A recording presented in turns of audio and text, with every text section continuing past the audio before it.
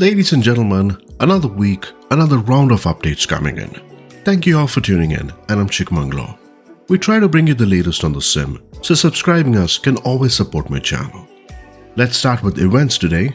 It's been almost 3 months since the last FlightSimExpo. Can you even believe that? Looks like it's about time to make some plans to the next FlightSimExpo 2026. Yes.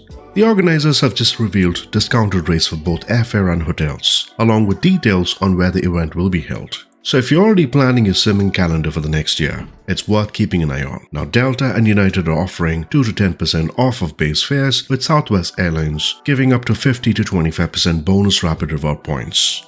Now hotels are all lined up, all within walking distance of the venue. Now the main hotel would be the Intercontinental St. Paul Riverfront, just 8 minutes away, while the Hampton Inn, Doubletree and Hyatt Place are also available at discounted rates. Now as for the event itself, it's too early for a full schedule, but we do know this. The FSExpo Friday returns on June 12th, followed by a weekend packed with exhibits, developer panels, hardware showcases, community talks and workshops. Basically everything you would expect from the biggest flight sim show in North America. So tickets aren't on sale yet, but you can sign up to the mailing list to stay in loop.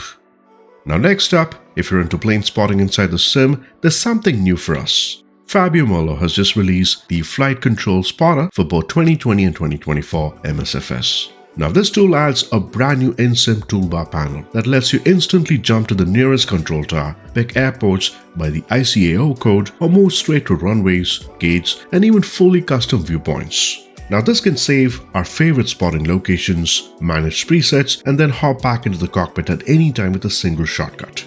So it's built on the default drone camera system so that you can get smooth cinematic views, flexible positioning, and the perfect setup if you like capturing screenshots, recording video, or just following aircraft movements around the airport. Now on this pack that sold for €1250 or $14, many highlights have been included, from the nearest star view, spot view by ICAO, custom spot views, drone camera integration, quick return to cockpit, and if you already own the Flight Control Replay 5, you can grab a discount on this. Let's talk about an aircraft all of us have been waiting for, the BlueBird Simulation 757. The team have been pretty quiet since the last trailer dropped on YouTube, but recently broke silence with some fresh previews and development updates. Now according to the post, 757 is nearly ready to enter the first stages of beta testing.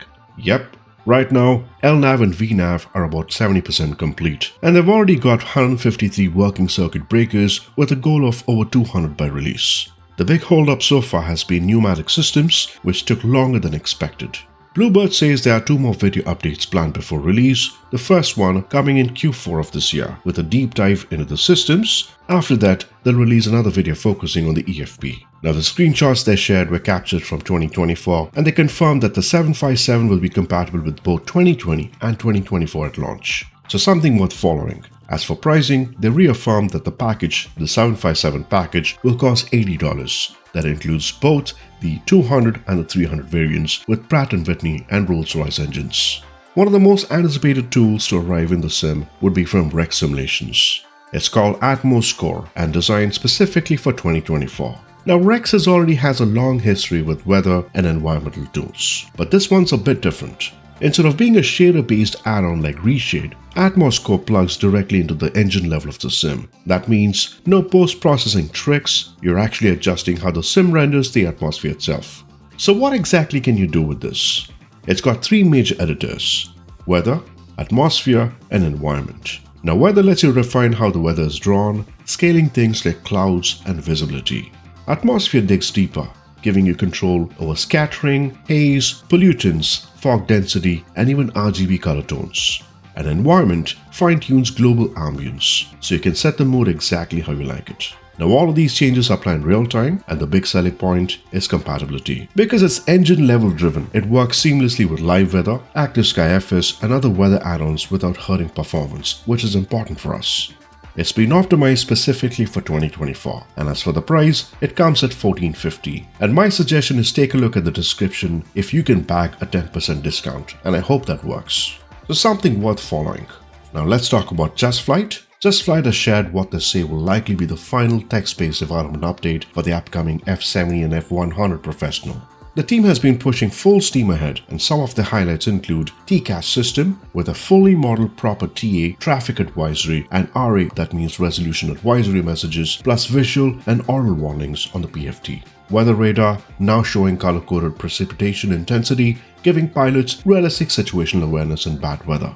Interactive paper, meaning JustFlight is bringing back the unique flip chart feature where speed charts can be set manually or automatically based on weight. Tablet refresh, configuration depth, which is another standard feature, and each livery will come with accurate airline-specific equipment setups. Things like the logo lights, cockpit units, taxi light arrangements are tailored based on real-world operations. Pilots can also tweak IRS alignment times, cockpit callouts, pilot visibility, and even sun visor settings. Now, JustFlight says that this is their most complex airliner yet in terms of systems depth, with video showcases planned soon to highlight the auto throttle and many more other features. Now, there's no release date yet, but it's safe to say that this is shaping up to be one of the most in-depth regional jets we've seen in MSFS so far. Let's talk about updates as it applies for most of us. A quick update from Fenix Simulations. The team have just pushed out the BFU patch 2 for the Airbus lineup. So make sure to refresh your app, and the big headline is a complete rework of the auto thrust system. It now behaves more closer to the real aircraft, making smoother, predictive thrust changes, especially noticeable in cruise with the improved soft cruise function. They've also refined the fly-by-wire roll channel using new sim data and pilot feedback, giving the aircraft a more natural and weighted response. On the sound side, new wind recordings and fixes to the audio system, adding another layer of immersion, while display rendering has been optimized for better stability and performance. Moving to business jets, FlightSimExpo has released the first major update for the Cessna Citation X. Now, the new version, which is 1.3.6, is available for both 2020 and 2024. That includes 3 major big improvements. A light texture pack that cuts memory usage down to a quarter of what it was before, making performance a lot smoother. Revamped ground handling, a fully retuned FADEC, which now delivers better thrust at lower altitudes while in cruise mode. Let's talk about Nvidia, who've just released the GeForce Game Ready Driver version 581.15. I'm sure it applies to most of us. Now, the sim community is reporting mixed results on this. Some users say that this delivers the best VR performance they've seen, especially on RTX 3060 in 2020. However, some are encountering crashes and freezes, particularly when using DX11 mode or running without the Nvidia app installed.